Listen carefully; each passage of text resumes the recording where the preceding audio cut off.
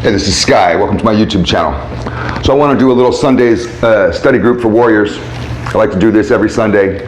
I come up with a little selection of quotes that I pull from my daily studies. I hope you guys are staying up on your daily studies. It's really important. You can't just work out all the time. You got to be able to add some mental strength in there. You got to be able to learn. Got to be able to grow. Let's get into today's topics. The first quote that I wrote down was, "Passion is cheap." I just thought it was an interesting statement. Passion is cheap. It's not worthless. It's just cheap. And it's not as expensive or as valuable as you think it is. It's not worth chasing as much as you might chase it. Because passion isn't really worth much. It's cheap. It should be low down on your list of priorities. Some people only chase passion. They want a life of happiness. Do you want to be happy? Is that your goal in life? What do you want out of life? I just want to be happy. What do you mean by happiness? That's the first question someone like me is going to ask you. You say you want to be happy. What does that even mean? I don't know what that means.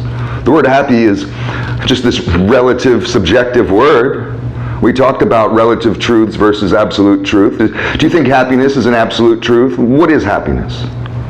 I'll tell you. Happiness is living a life of purpose, a life of meaning. That's happiness. Not chasing pleasure. Isn't that what passion is? Is just nothing more than a pleasure that you've chased? I'm not saying passion is worthless. Passion is great when it comes out naturally, but if you're looking for passion, then there's a problem. If you're looking for that sensation, some people, they just can't get enough of their own emotions. And to me, that's what passion is. It's an extreme emotion. And it's like a euphoric feeling, an insatiable hunger. When we're passionate with our woman, we just can't get enough of her. And she's extra beautiful and desirable in those passionate moments, and we just eat it up, sometimes literally. But you don't want to become addicted to passion. Leave the passion for the spontaneity and stop searching for it. Don't search for passion. You're searching for a cheap emotion. Search for meaning. Search for purpose. That's how you find happiness. Not searching for pleasures and passions and vice. Let's go on to the next one. Grief doesn't leave if tears don't flow. Now that's pretty heavy duty if you really get it.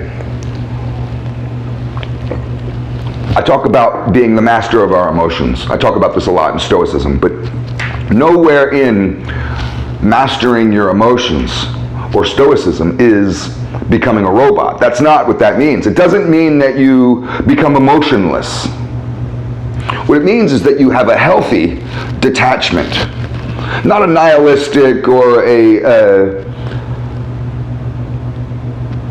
aloof kind of detachment, but enough of a detachment to where you still experience the emotions and you have a fulfilling life. You have to let your emotions flow, but you're not so attached to them. You switch from being in the realm of the experiencer to the realm of the observer. There's two different outlooks. An outlook is everything. I talk about this a lot. We can be lost in experience, or we can get the higher ground. You know, like when you get the higher ground to scope out a scene, and that's a more powerful place to navigate from. You can really see the layout of the land. You can see where you're going. Whereas when you're navigating from down on the path, from down in your experiences, lost in your emotions, as the experiencer is, you get lost in life. Lost in emotions means you're lost in life. Grief doesn't leave if tears don't flow. It means that we have to allow ourselves to experience emotion fully, but not become so attached to it where it takes us under, or we identify with it too much, become traumatized by it. You can traumatize yourself, create traumas that are hard to get over simply because you attach too heavily to your emotion. So one way that we stay on top of our emotions is through a healthy release. Because if we keep emotions bottled up, it starts to affect our bodies, our minds, everything. It'll affect your diet. Extreme emotions cause people to either eat too much or eat too little or eat the wrong things. But rarely, when you have extreme emotional swings, are you eating healthy, staying on your diet. People rarely with emotional swings stay on their workout. People give up everything, and they bottle up these emotions. This is what a lot of men do. And that's why I wanted to talk about this, because grief doesn't leave. If tears don't flow, means that you are going to stay stuck in a place of grief. You're going to hold on to that anger. You're going to hold on to that heavy emotion that you have from that past trauma and continue to relive it and live in that moment as if you're still experiencing it and be triggered by shit until you can let that emotion out. And many times that emotional release can look like crying. Now, let's get this straight. Men, I don't need to tell women this. Men, it's okay to cry, but I'm going to give you some advice, which I rarely do on this channel, but I personally believe, this is just Sky's personal belief, and you can think differently. I personally believe that crying is fine. Let it out. If you want to bawl, bawl. Sob if you have to. Let it out. But do it in a safe place alone. I believe that men cry alone. I think it's a healthier way for a leader to express emotion. I think it can send the wrong message from a leadership position to show certain levels of vulnerability. You can show tenderness, you can show sorrow, you can wipe a glassy eye. But if you are in that just, I gotta let those waterworks go, go to your car, go into your office, shut the door. Find a place where you can feel safe and you can just be in your emotion and not have to worry about other people watching you or looking at you or judging you or anything like that. And I know men care about this stuff. Women don't as much. They'll cry right in front of you, cry all day. They embrace it. I just cry a lot. Men aren't like that. So find your place and let that emotion go, man. Let it out. Because that's how you're going to get past the pain, is to let it out. You have to confront that trauma. You have to confront it. This goes back to the first one. You can't chase passion to squash your trauma, to get rid of your trauma. It doesn't do that. All that is all vice is, in that sense, is a way to numb you, a way to forget. You can't forget. You're going to have to experience the pain. It's going to suck, but you have to. That's how you get free from the past. Let's go on to the next one. I'm not lost. I'm looking for something. You know, it's interesting. I wrote that down because when someone is looking for something, they might appear to others who don't really know what's going on. They might appear to others to be lost. If you're heavily looking for something, you're looking for something in your yard, you're walking around the yard looking for something.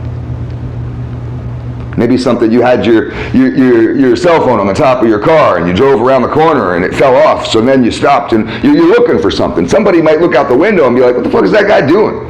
Is he lost? He's walking up and down the block looking around? I'm not lost, I'm looking for something. There's a difference. Being lost, you're just kind of wandering. You don't know where you're going, what you're doing. You're a victim, you're vulnerable. You're stupid. Lost people aren't the people you want to ask for advice or directions or anything. We want to help people that are lost. We don't need them to help us. Don't help me, motherfucker, you're lost. What can you do for me? Some people may not really get you and what you're about. And that's okay. You can just tell them, you don't need to help me because I'm not lost. I'm just looking for something. Let's go on to the next one. You have to feel worthy of success in order to be successful. I won't spend too much time on this. You have to feel worthy of success in order to be successful. You have to fake it until you make it. You have to start a mindset of success and to believe that you're successful in order to be successful. Doesn't mean you're a liar. Doesn't mean you're a fraud. Doesn't mean you're delusional. It doesn't mean that you're full of ego or narcissism. It means that you're focusing forward. There's a lot of people out there that want to be successful, but they don't feel worthy of success. Tell yourself, as a mantra, I am worthy of success. I am worthy of money. I am worthy of praise.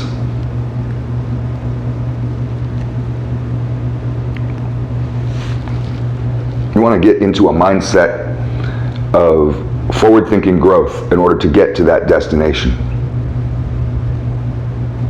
And you want to imagine what that destination is going to be like. It's just little tricks. It's amazing how powerful your mind is. I used to know this guy, Dominic.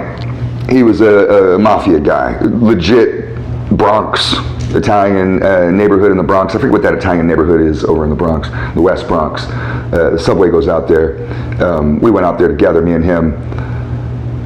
Doesn't matter, but this guy's real deal, straight up killer. My mom used to date him, that's how I know him. Dominic was a real dickhead.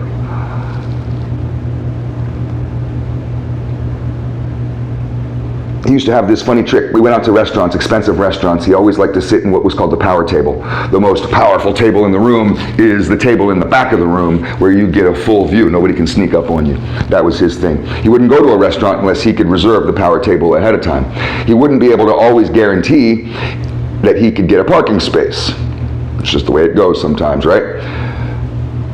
He would imagine, visualize the perfect parking space right out front of the restaurant before we would head down there. We're getting ready to go to the restaurant, we're all in the car. He's gonna take a minute or two as he's driving down there to get a perfect visual picture of his goal, and his goal is to park right out front. He doesn't want to park around the corner. He doesn't want a valet park. He wants his car right out front. That's the way these guys are, man. He had a big old Cadillac, so it's not like we have a Honda Civic. This guy's got a big old car, and we got to find a space out front. It's an impossible feat. Good luck with that. Every single time we went out to dinner, every time we went out with Dominic, he found that spot. He would get his table, and he would get his parking spot. It was like magic. It's amazing. It was like, how do you always, I get you reserve the table, but how do you get that spot? And he's like, I visualize it. This is the powers of visualization. This is how goal acquisition works, is you imagine the goal first, and then you get it. Let's go on to this last one. I know I'm running out of time here. See if we can bust this last quote out before the camera shuts off. Tell people in your life that you love and appreciate them. Tell people in your life that you love and appreciate them. This is what leaders do, and this is what we need to do. Are you really nourishing others around you? You have to. This is a good and a necessary aspect of leadership, is to praise people around you. They can't read your mind. They don't know your facial expressions enough. It's not enough just to be nice and kind and to assume that others feel loved and appreciated by you. Tell your wife, tell your kids, and tell them often that you love and appreciate them. Tell your wife every day that she's beautiful and that you love her.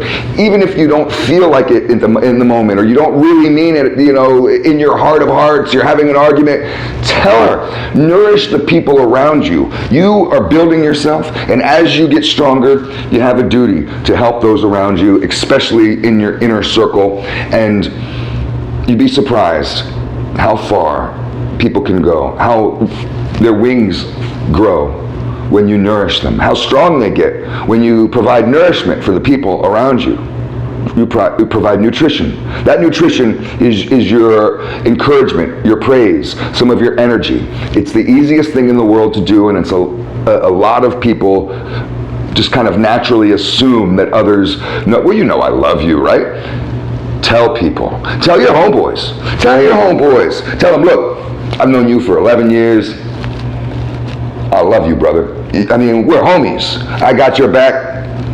You know, acknowledge these people. They might think it's goofy. Weakness, usually people who aren't used to being loved feel weird when they are. Break those barriers with everybody around you, and you will see how not only everybody around you starts to lift up, but you start to lift. You become lighter. Your wings spread more. I gotta end the video. Thanks for watching.